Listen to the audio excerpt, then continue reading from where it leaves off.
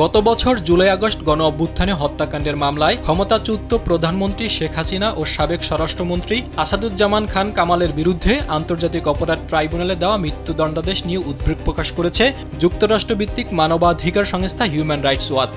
সোমবার সংস্থাটি এক বিবৃতিতে এই উদ্বেগের কথা জানায়। এতে বলা হয়েছে, অভিযুক্ত দুজন ব্যক্তির পছন্দের আইনজীবী ছাড়া এবং তাদের অনুপস্থিতিতে এই বিচার করা হয়েছে, যা গুরুতর মানবাধিকার উদ্বেগের জন্ম দিয়েছে।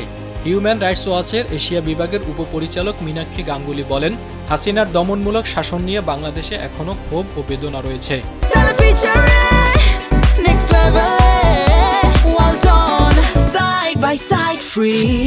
তবে সব ফৌজদারি বিচার প্রক্রিয়ায় আন্তর্জাতিক মানের ন্যায় বিচারের মানদণ্ড মেনে চলা উচিত।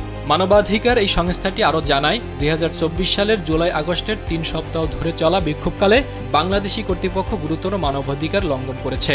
পরে ওই বিক্ষোভেই হাসিনা সরকারের পতন ঘটে। জাতিসংঘের এক প্রতিবেদনে বলা হয়, বিক্ষোভ ও দমনপীড়নে প্রায় ১,৪০০ মানুষের মৃত্যু হয়েছে। তাদের বেশিরভাগই নিরাপত্তা বাহিনীর গুলিতে নিহত। আর এজন্য নির্যাতন ও দমনপীড়নকারীদের যথাযথভাবে জবাবদিহির আওতায় আনা উচিত বলে জানিয়েছে সংস্থাটি। তবে বিচার কাজ আন্তর্জাতিক ন্যায় বিচারের মানদণ্ড পূরণ করতে ব্যর্থ হয়েছে, বিশেষ করে আসামিদের আত্মপক্ষ সমর্থনের পূর্ণ সুযোগ, সাক্ষীদের জিজ্ঞাসাবাদের সুযোগ এবং নিজের পছন্দের আইনজীবীর প্রতিনিধিত্ব পাওয়ার অধিকারের ক্ষেত্রে। সংস্থাটি জানায়, শেখ হাসিনা ও আসাদুজ্জামানের জন্য রাষ্ট্রনিযুক্ত আইনজীবী আসামিদের কাছ থেকে কোনো নির্দেশনা পাননি। তিনি সাক্ষীদের জিজ্ঞাসাবাদ করতে পারলেও অভিযোগের বিরুদ্ধে কোনো সাক্ষী উপস্থাপন করেননি।